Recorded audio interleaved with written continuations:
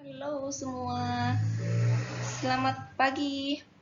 Pada kesempatan ini saya akan menjelaskan tentang penggambaran bidang V pada proyeksi yang akan nantinya digunakan sebagai dasar penggambaran benda kerja di bidang V pada proyeksi Amerika. Oke, untuk aturan penggambaran kita bisa menggunakan ketentuan-ketentuan sebagai berikut. Sesuaikan ukuran gambar dengan ukuran kertas gambar yang akan dipakai. Memakai prinsip proyeksi Amerika atau kuadran 3. Bedakan antara garis nyata, sumbu, garis bantu, garis koordinat, dan garis-garis lainnya yang sudah dijelaskan pada standar ISO gambar teknik. Gunakan pensil biasa ataupun pensil mekanik dengan ukuran tertentu menyesuaikan tipe garis yang akan digambar. Selalu tekankan prinsip presisi dan jangan lupa memberi kepala gambar ketika sudah selesai menggambar proyeksi bendanya. Sedikit menyinggung tentang bagaimana sudut pandang proyeksi Amerika atau kuadran 3. Bisa kita lihat di gambar ini ada kuadran 1, 2, 3 atau sudut pandang. Jika kita fokus pada kuadran 3 atau proyeksi Amerika, bisa kita lihat sudut mata kita ada di sebelah sini. Sehingga kalau kita putar sedikit dan dibentangkan, jika pada penggambaran 2 dimensinya, sumbu Y ada di sebelah atas sini dan sebelah kanan sini. Sehingga di sini nantinya digambar dengan proyeksi pakai jangka seperti ini. Untuk sumbu X-nya ada di sebelah kanan dan sumbu Z ada di sebelah bawah. Di sini akan saya sedikit jelaskan tentang bagaimana proyeksi satu titik pada koordinat. Pertama, pada koordinat sumbu X.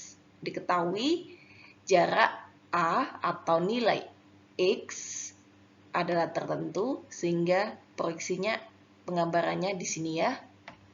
Begitu juga diketahui nilai B adalah di sumbu Y sehingga penggambarannya atau proyeksinya sebagai ini.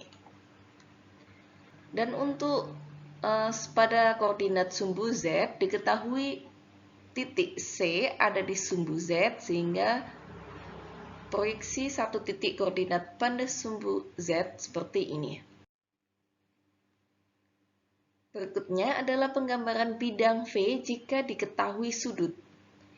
Jika diketahui sudut alfa terhadap sumbu X yang nantinya akan membentuk V1 atau bidang di koordinat X dan Y.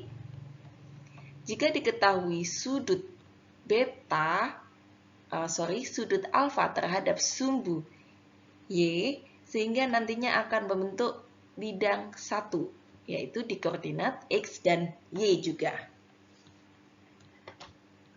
Jika diketahui sudut alfa terhadap sumbu Z yang nantinya akan membentuk V2 yaitu di koordinat X dan Z. Juga bidang V jika diketahui sudut terhadap sumbu-sumbunya. Pertama adalah koordinat pada sumbu X jika diketahui sudut alfa terhadap X arah kanan nantinya akan membentuk V1 seperti ini. Dan jika diketahui sudut beta terhadap sumbu X arah kanan nantinya akan membentuk bidang V2. Jika diketahui sudut alfa terhadap sumbu Y nantinya juga akan membentuk V1. Dan pertama, karena yang diketahui adalah nilai pada sumbu Y dan sudut alfa, maka tentunya kalian jangan lupa proyeksikan dulu dan lanjutkan sudut beta terhadap sumbu Y arah kiri sehingga membentuk V3 atau di sumbu Z dan Y.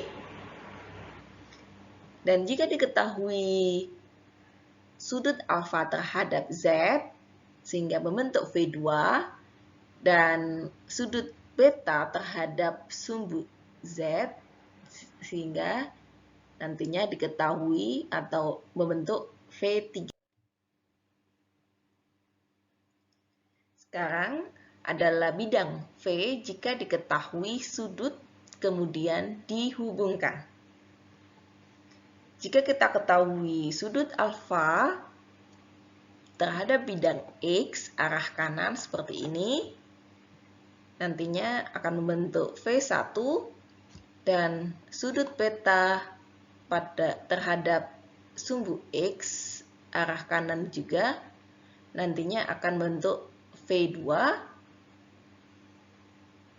Jangan lupa diproyeksikan terhadap sumbu Y sehingga dihubungkan dan membentuk V3. Sedangkan sudut alfa terhadap sumbu Y arah kiri sehingga membentuk V1 dan diproyeksikan terhadap sumbu Y dan sudut beta terhadap sumbu Y arah kiri juga dan nantinya akan membentuk V3. Hubungkan antara V1 dan V3 yang nantinya akan membentuk V2. Dan jika diketahui sudut alfa terhadap sumbu Z yang nantinya akan membentuk V2, sudut beta terhadap sumbu Z arah kanan sehingga akan membentuk V3 dan proyeksikan terhadap sumbu Y. Kemudian hubungkan antara V2 dan proyeksi di sumbu Y yang nantinya akan bentuk V2. Setelah mengetahui dasar-dasar proyeksi bidang, sekarang kita akan membuat bidang proyeksi tanpa atas dan samping, serta masing-masing bidang 1, bidang 2, dan bidang 3 proyeksi. Pertama, tentunya kita akan membuat sumbu X, Y, Z-nya. Ingat, sumbu X, Y, Z harus tegak lurus, presisi, karena ini merupakan sebagai acuan kita menggambar nantinya. Di contoh soal, diketahui sudut alfa terhadap X arah kanan sehingga membentuk bidang W1 dan sudut beta arah kanan sehingga membentuk bidang W2. Seperti di gambar ini, nantinya kita akan proyeksikan pertama yaitu di sumbu Y-nya terlebih dahulu seperti ini, dan tinggal tarik garis dari proyeksi di sumbu Y terhadap bidang W2 di sumbu Z sehingga membentuk bidang W3. Selanjutnya, pindahkan bidang W1 di bidang 1 ke bidang 2 dengan jangka seperti ini, dan tentunya bidang W3 dipindahkan juga ke bidang W2 atau bidang 2. Dengan tujuannya ini akan memberikan bantuan kita untuk mengetahui bagaimana tampak atas dari benda kerja kita. Perpotongan antara perpindahan atau proyeksi bidang W1 dan bidang W3 di sini, tarik garis ke titik sini dan yang nantinya akan membentuk proyeksi bayangan dari bidang W1 dan tarik garis ke sini sehingga bentuk proyeksi bayangan dari bidang W3 yang kita sebut W1 aksen dan W3 aksen. Kemudian tarik garis dari titik pepotongan W1 aksen W3 aksen tegak lurus terhadap bidang W2 sampai ke sumbu horizontal. Di soal ini kebetulan garis tarikan atau tegak lurus terhadap W2 tepat di sumbu atau di koordinat 0, 0, 0. Kemudian tarik tegak lurus terhadap garis ini sehingga membentuk garis ini. Sambung proyeksi dari sumbu Y sampai ke garis yang ini. Kemudian perpotongan garis di sini tarik sampai ke garis tegak lurus terhadap bidang W2. Let's see. Di sini nantinya area sini itu adalah area kita menggambarkan tampak atas benda kerja, dan di sini nantinya kita akan menggambarkan tampak samping dua dimensinya dari bidang kerja. Nah, selanjutnya buat lingkaran yang bersinggungan dengan W1 aksen dan W3 aksen. Dari lingkaran tersebut, kita bisa membentuk suatu benda kerja tanpa atas. Di soal adalah 5 segi 7. Dan kemudian setiap titik-titik yang ada di sini, mulai dari titik pusat dari limas itu atau dari titik pusat lingkaran, atau segi 7-nya, dan tiap titik-titik sudut segi 7 tarik juga garis tegak lurus terhadap W2 seperti ini. Ingat, tegak lurus dan harus presisi, karena jika kita tidak presisi atau melenceng sedikit saja, nantinya akan mempengaruhi letak atau posisi dari benda kerja kita.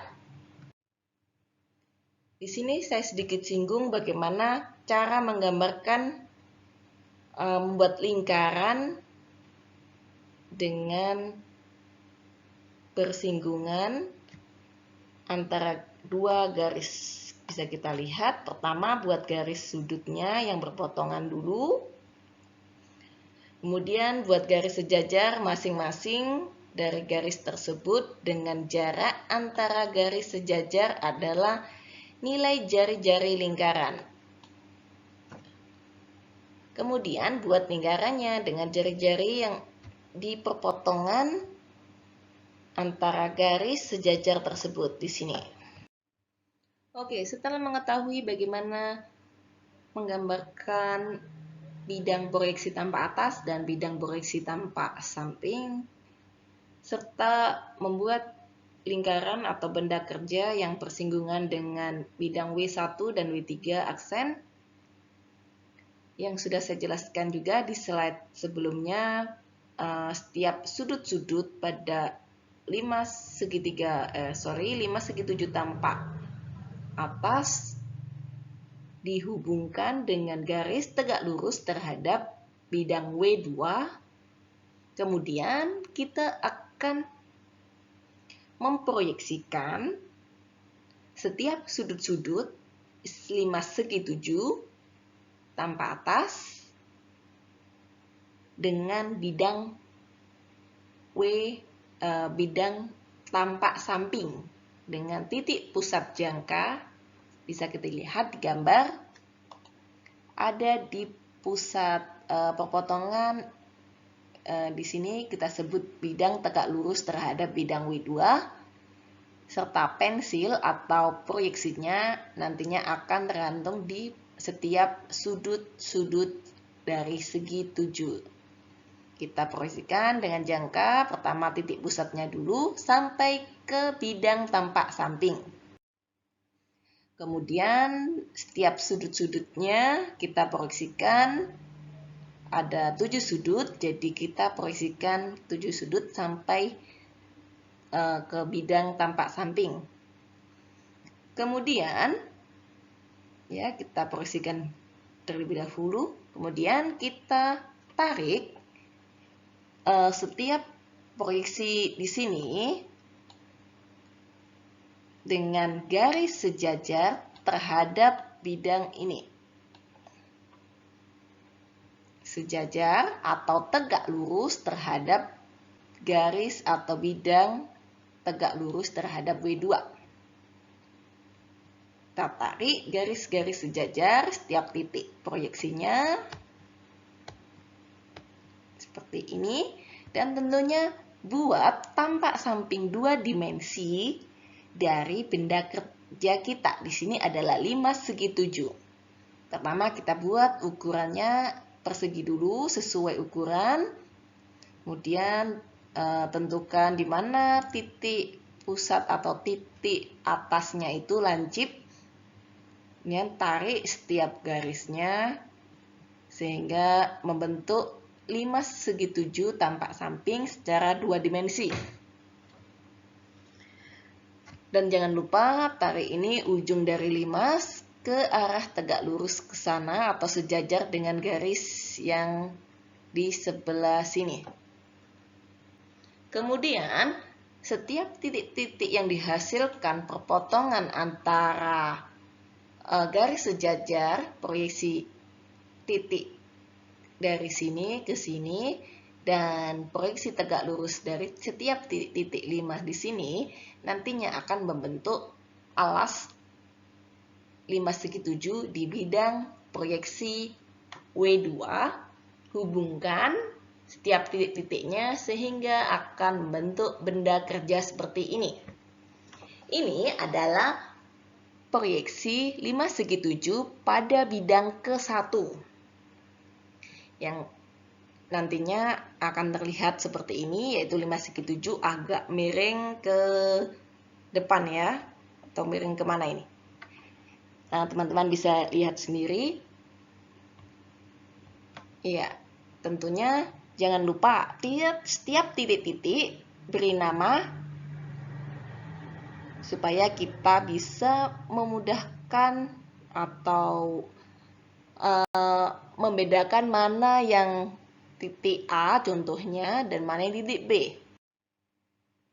Nah, di sini saya sudah kasih nama semuanya sehingga kita mengetahui dengan tinggi MN dan setiap titik-titik alasnya A, B, C, D, E, F, G.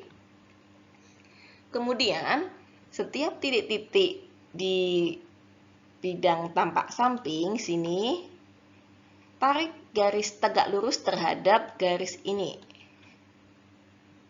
Seperti ini. Nah, kemudian setiap titik-titik atau bidang di bidang kerja, benda kerja di bidang W2, tarik tegak lurus ke atas atau garis sejajar dengan sumbu Y. Semua titik-titik jangan terlewatkan, tarik tegak lurus terhadap sumbu X atau sejajar dengan sumbu Y.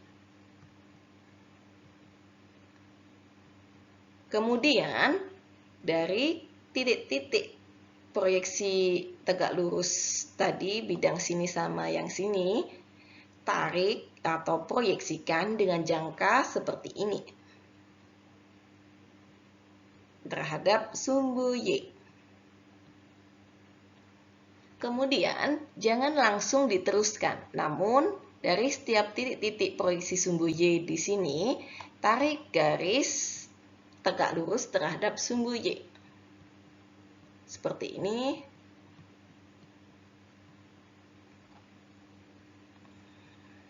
Nah, di sini didapatkan perpotongan antara proyeksi dari bidang W2 dan proyeksi terhadap tampak samping di bidang W3.